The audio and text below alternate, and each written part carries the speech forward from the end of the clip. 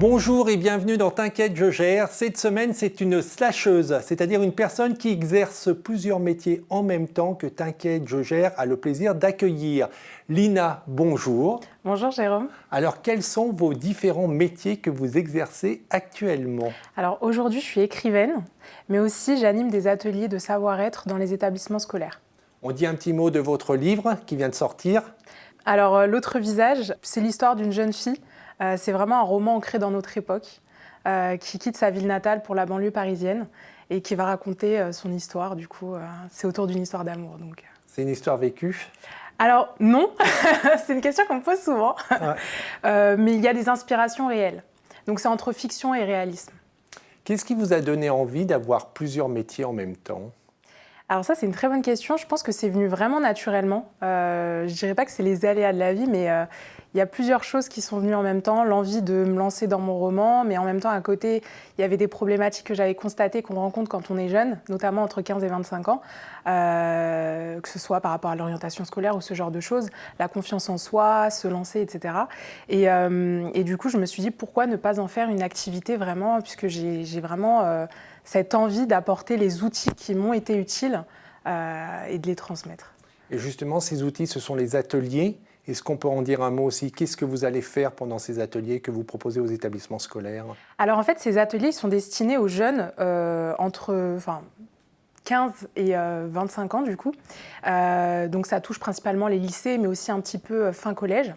Et en fait, dans ces ateliers, c'est des exercices à travers des questionnements, à travers des exercices collectifs par petits groupes et des exercices individuels, où en fait, je leur apporte les questionnements que je me suis posés et qui sont utiles pour vraiment apprendre à se connaître, pour par exemple des petits tips, on va dire, sur comment augmenter l'estime de soi, ou par exemple quel a été mon déclic. En fait, je me base vraiment sur mon parcours et sur moi, les difficultés que j'ai pu rencontrer, que j'ai pu surmonter, pour me dire que ça peut peut-être être utile à d'autres jeunes qui passent par la même chose, quoi. C'est forcément utile et c'est un peu à l'image de cette émission où on rencontre de jeunes entrepreneurs pour que ceux qui regardent puissent s'inspirer de votre expérience et à leur tour se lancer dans l'aventure entrepreneuriale. C'est parfait. Et qu'est-ce qui vous a aussi incité à vous lancer? C'est-à-dire que jusqu'à présent vous étiez salarié, aujourd'hui vous êtes à votre compte, vous êtes entrepreneur. Qu'est-ce qui vous a donné envie de vous lancer? J'ai eu le déclic parce que j'ai toujours eu cette envie, mais vraiment depuis le collège, d'être chef d'entreprise, de me lancer dans mes projets personnels. Et puis à côté de ça, justement dans cet âge-là, on se dit bon, il y a les études ou c'est pas le bon moment ou ce genre de choses. Et même il y a la peur aussi. Clairement, il y a la peur de se lancer, la peur de l'échec, la peur d'avoir des retours négatifs. Et en fait, j'ai eu un déclic quand j'ai travaillé en entreprise et je me suis dit non, c'est le moment. Maintenant, je suis diplômée, j'ai commencé à travailler et j'ai trouvé que c'était le bon timing. Et puis là, je me suis dit, si je ne me lance pas maintenant, je ne sais pas si je le ferai plus tard. Donc je me suis dit, allez, c'est parti. Et là, en fait, tout s'est enchaîné. Il y a plein de choses, les retours de proches qui étaient très positifs sur le roman. Même au niveau des ateliers, j'ai rencontré des personnes et tout s'est mis, on va dire, en route. Et puis après, on fonce, quoi. On se dit, il faut arrêter de se poser 10 000 questions, il faut y aller. Et puisque vous êtes très amatrice de trucs et que vous en avez pas mal, est-ce que vous en avez un pour ceux qui ont peur de se lancer? Comment vous avez surmonté cette peur qui dit allez, cette fois je fonce, j'y vais? Vraiment, une peur, ce qu'il faut comprendre, c'est que c'est dans la tête. C'est-à-dire que c'est quelque chose d'abstrait, en fait. C'est pas réaliste. Et souvent, on s'imagine toujours le scénario du pire, mais à côté de ça, on oublie le scénario du meilleur. Et vraiment, le conseil, ce que je peux dire à ces jeunes, le truc, c'est de se dire, voilà, si vous savez pourquoi vous le faites, si vraiment c'est quelque chose qui vous anime, qui vous passionne, et qu'en plus, ça peut créer de la valeur, que ce soit pour les autres ou pour soi-même, vous n'avez rien à perdre, quoi. La peur, c'est, n'oubliez pas que c'est quelque chose d'abstrait. Puisqu'une fois que vous foncez, en fait, c'est un mirage. Ça passe derrière vous. Et imaginez le scénario du meilleur, vous avez raison, c'est une bonne technique. Est-ce que vous avez rencontré des difficultés pour vous lancer? Qu'est-ce qui est compliqué? Ah bah bien sûr. Les difficultés dans l'entrepreneuriat, c'est obligé. Les difficultés, pour moi, ça a été des moments un peu de doute, de découragement. Parce que le chemin, il est plutôt long. Ça prend du temps à se mettre en place. Surtout quand c'est la première fois qu'on se lance. Quand on n'a pas forcément... Enfin voilà, on ne sait pas trop par où commencer. On voit la montagne. En fait, moi, je prends toujours le schéma de la montagne. C'est un schéma que j'aime bien. Et on se dit, ouais, le sommet, il est loin, quoi. Il est à plus de 2000 mètres d'altitude. Et en fait, on visualise petit à petit les petites étapes. Et on avance un pied après l'autre. Et au final, on se rend compte qu'au bout d'un moment, on arrive au milieu.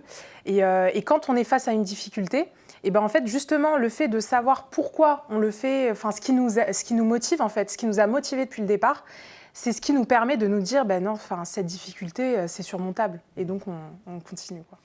Et pour franchir les sommets, il y a aussi des guides en montagne. Il y a ce qu'on appelle des structures d'accompagnement pour les entrepreneurs. Est-ce que vous êtes accompagné par qui et de quelle manière? Ah oui, moi du coup, j'ai vraiment sollicité différentes structures et en l'occurrence la mission locale, plus précisément le groupement des créateurs. J'ai été accompagnée par Christelle Vacher et ça m'a été utile parce que en fait, du coup, c'est des structures pour les 16-25 ans. Voilà, comme je disais, on est à un âge où on n'a pas forcément les contacts ou ce genre de choses, on ne sait pas trop vers qui se tourner. Et il faut, vraiment, je motive les jeunes à ne pas avoir peur et solliciter ces structures-là qui sont faites pour ça. Et moi, par exemple, ça m'a été utile lorsque j'avais besoin d'avoir de bons interlocuteurs ou que je ne savais pas trop, que ce soit par rapport à l'aspect juridique, que ce soit même par rapport à...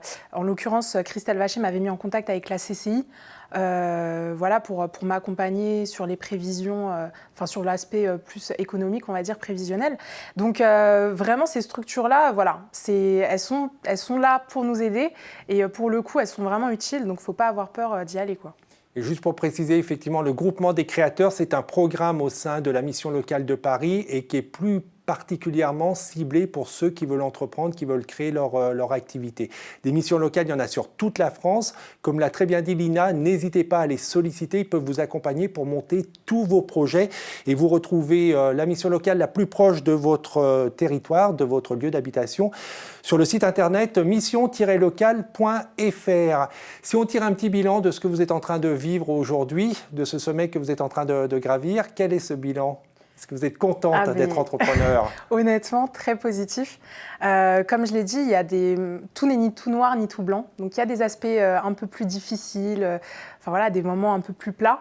Mais c'est toujours enrichissant de se dire, on l'a fait, quoi. Et même moi, aujourd'hui, le livre, je me suis dit, au final, peu importe le résultat, finalement, c'est le parcours par lequel on passe qui est le plus enrichissant. Et vraiment, c'est là-dessus où moi, je retire le plus d'enrichissement, quoi. Lina, merci beaucoup pour ce beau témoignage et bravo pour ce que vous êtes en train d'entreprendre. Merci à vous, Jérôme. Et pour ceux qui voudraient en savoir plus sur votre activité, qui voudraient par exemple commander votre livre ou vous solliciter pour animer des ateliers, vous allez sur son site internet, c'est linacham.com. Évidemment, Lina est sur Instagram et c'est Lina Cham officiel. Si vous voulez aussi des bons conseils et des témoignages de jeunes entrepreneurs comme celui de Lina, vous pouvez aller sur kangae.fr. Et enfin, pour revoir cette émission, c'est demain.fr. On se retrouve la semaine prochaine, mais en attendant... T'inquiète, je gère.